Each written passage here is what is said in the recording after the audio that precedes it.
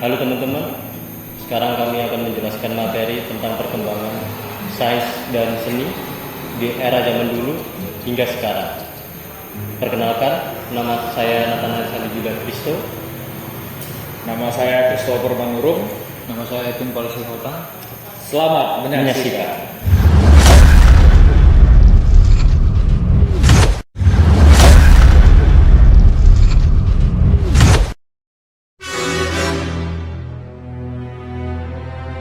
Kayak ini,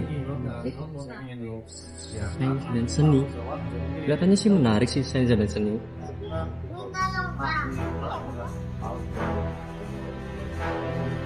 Coba aku tanyakan si Tumpal. Tolong diangkat teleponnya. Halo Pak, ini aku masih bingung sih Pak. Habis membaca The End of Art tentang perkembangan sains dan seni di zaman dulu sampai sekarang. Coba sih Pak, kau jelasin sih Pak, apa itu sains dan seni di zaman dulu sampai sekarang? Ya, halo San. Oh, begitu. Aku juga pernah sempat baca sih dan sejarah musik dan sejarah sains dan seni. Jadi dulu itu sains dan seni itu masih satu dari zaman sebelum Renaissance. Jadi zaman dulu itu misalnya kalau orang bangun rumah atau buat meja, buat kursi itu sains dan seni itu masih satu gitu, masih nggak ada lah teknik-tekniknya apalah gitu yang sekarang udah dijadikan apa namanya itu. Terus dulu sains dan seni itu masih tidak bisa lepas dari ini teknik meniru gitu. Terus kau masih ingat nggak sama pelajaran waktu SD kita dulu ada itu kan pelajaran kubus, kotak, balok, apalah, trapesium gitu kan. Itu juga dulu disebutnya seni. Sekarang aja nih kan udah masuk ke matematika, apalah, teknik udah makin berkembang gitu kan. Tapi ini sih aku masih bingung kan setelah Renaissance itu kan abad pertengahan kan, aku masih bingung gimana waktu di abad pertengahan itu sains dan seni ini. Coba kau jelaskan sana. Oh, jadi gitu ya Pal. Kalau di abad pertengahan, seni dan sains itu secara tidak sadar seni masih tergabung dengan sains Pal. Tapi pada masa abad pertengahan, seni sudah terbagi menjadi dua bagian Pal. Ada seni mekanis dan seni halus Pal. Kalau seni mekanis dibagi menjadi 7 bagian Pal, seperti seni tekstil, seni perdagangan, agrikultur, seni perburuan, seni pengobatan, teater, arsitektur, dan olahraga. Jadi sebelum kita ke seni halus ya Pal, tadi itu seni mekanis itu terjadi di kalangan masyarakat menengah ke bawah Pal. Contohnya teater. Teater dulu itu tampil di pasar-pasar Pal, ditonton banyak oleh masyarakat menengah ke bawah Pal. Kalau di seni halus itu di kalangan bangsawan Pal. Dan di seni halus itu terbagi 7 seni liberal Pal. Arismatika, ada nomor 2 itu ada geometrika, nomor 3 itu ada musika, nomor 4 itu astro, nomor 5 itu logia, nomor 6 itu retorika, nomor 7 itu gramatika Pal. Nah, di seni 2 ini Pal menjadi 2 bagian. Satu ada quadrivium, 2 ada trivium Pal. Kalau quadrivium itu seni yang dibagi 4 cabang Pal. Itu ada seni matematik, aritmatika, geometri, sama musik Pal.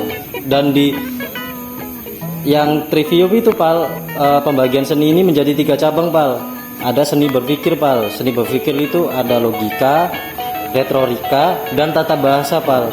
Ini di kalangan bangsawan Pal.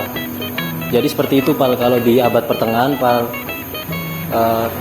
Cuman kalau yang di era zaman setelah abad pertengahan sampai sekarang itu gimana ya Pal? Aku masih belum tahu ini Pal. Apakah kamu ada kenalan Pal buat menjelaskan setelah abad pertengahan ini, Pal? Oh, aku ada kenalan sini, Bang Kristo namanya. Bentar ya, biar aku telepon dulu. Halo Bang, ini kami kan baru baca buku The End of Art, tapi kami masih bingung Bang, dari zaman abad pertengahan itu sampai sekarang tuh gimana? Kok bisa sekarang itu kan kita tahu seni dan sains itu kan udah pisah-pisah gitu Bang. Sedangkan kami masih ngertinya sampai masih bersatu gitu. Gimana itu Bang? Coba bisa Bang jelasin Bang? Tolong diangkat teleponnya. Halo, Pak. Seni ya. Perkembangannya berarti ya. Kalau misal seni pada zaman setelah itu ya ada namanya zaman pasca Renaissance itu sekitar tahun 1600-an lah sampai 1800-an. Nah, di situ dibagi dengan beberapa bagian kayak contoh relativitas, di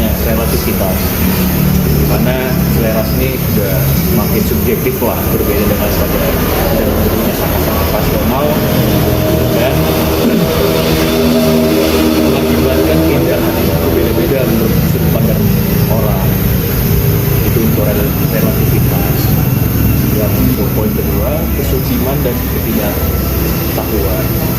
Jadi muncul persepsi tentang karya seni sebagai sesuatu yang di luar nalar lah. Jadi di hadapan karya itu dibilang, ada bahasa Prancisnya Zeni Sepa, atau artinya dalam bahasa Indonesia, aku tidak tahu apa terhadap karya ini. Jadi pada saat itu orang-orang melihat karya seni itu bukan lagi sesuatu yang rumit atau sekarang. Jadi berdasarkanlah menurut apa pandangan dia itulah dicurahkannya, dan keterbatasan nalar dan secara spontan lah kagum akan karya ini masih seperti kaku banget lah pada saat itu. Yang terakhir poin ketiga ada pedahan bukan kebenaran. Jadi melihat karya seni itu mereka para pengamat seni atau penonton atau penikmat seni itu memandang seniman itu ya soal rasa-merasa bukan lagi kebenaran gitu. Jadi persepsi seperti itu sudah semakin pudar lah untuk kalangan masyarakat. Semakin berkembangnya pada pasca Renaissance. Kemudian ada lagi seni semakin geni. Ini udah butuh di era romantik pada abad 18 hingga pada abad 19. Jadi ada beberapa bagian, ada ekspresi. Soal ekspresi ini sudah semakin subjektif. Ini soal rasa, nalar tidak berguna gitu. Jadi nggak ada cerita tentang karya seni ini diciptakan oleh Avandi sebagai tokohnya, di mana karya seni ini melukis Avandi ketika dia lahir atau ibunya merarang kesakitan gitu, itu nggak ada lagi. Jadi ketika seniman sudah menciptakan suatu karya, maka seniman itu dengan tanda kutip sudah mati gitu, nggak ada urusan dengan kesenimanan si seniman tersebut. Dan juga tentang poin kedua, otonomi seni itu tidak bisa dievaluasi menurut kriteria eksternalnya atau manfaatnya. Jadi hanya bisa dievaluasi secara artistik gitu. Semakin berguna, semakin jelek pada zaman itu. Jadi semakin bermanfaatnya suatu seni gitu, ada manfaatnya, ada maknanya, bisa berguna, dapat digunakan dalam kehidupan sehari-hari, itu nggak ada kualitinya, nggak ada harganya pada zaman itu. Dan juga tidak bentuk bermakna sama seperti tadi, bahasanya tak bisa direduksi lah, tidak bisa dipakai dalam keseharian masyarakat gitu. Evaluasi seni dan bentuk gitu, bentuk artistik memiliki makna non verbal, bisa dikatakan, mulai berbicara tentang kekhasan wahana bentuk atau konten ya. Jadi soal makna-makna yang bisa dipakai sehari-hari, semakin dia berguna juga, gak ada value-nya lah nilainya. Kemudian ada juga sebagai contohnya lukisan pada masa romantik tersebut tidak bisa dievaluasi lewat cerita dari lukisan tersebut, tapi dinilainya lewat komposisi warna, bentuk semiotik, secara tekstur tersebut dan lain-lain lah. Dan yang terakhir, seni semakin meninggalkan saya.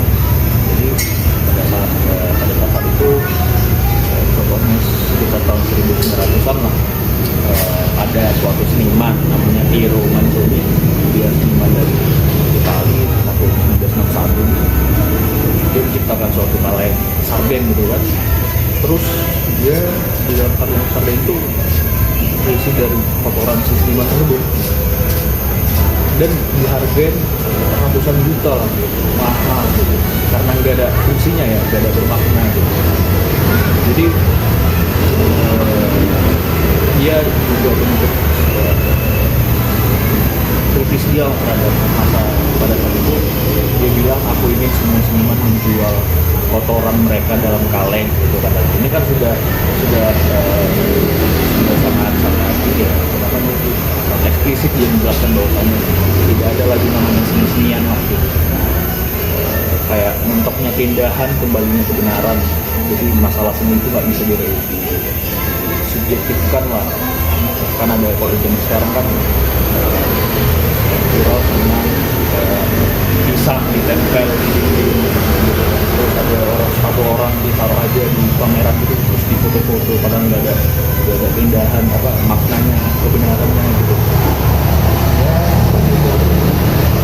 Mungkin ya masa sekarang kalau di musik ya orang sudah keluar dari pakemnya, sudah ada akor-akor mulai 7 lah, 11, 13 segala macam, udah mulai berontak lah bahasa radikalnya lah ya. Untuk sampai sekarang ini itu sih sampai kontemporer. Jadi gimana Pal tadi jelas sama oke, ada lagi ini aman toh. Oh gitu ya bang, menarik juga ya cerita sejarah perkembangan ini ke sains dan seni ini dari zaman dulu sampai sekarang. Asik juga ternyata. Ini juga sih bang, juga bisa nambah ilmu lagi tentang perkembangan sains dan seni bang. Makasih juga ya bang tentang infonya bang.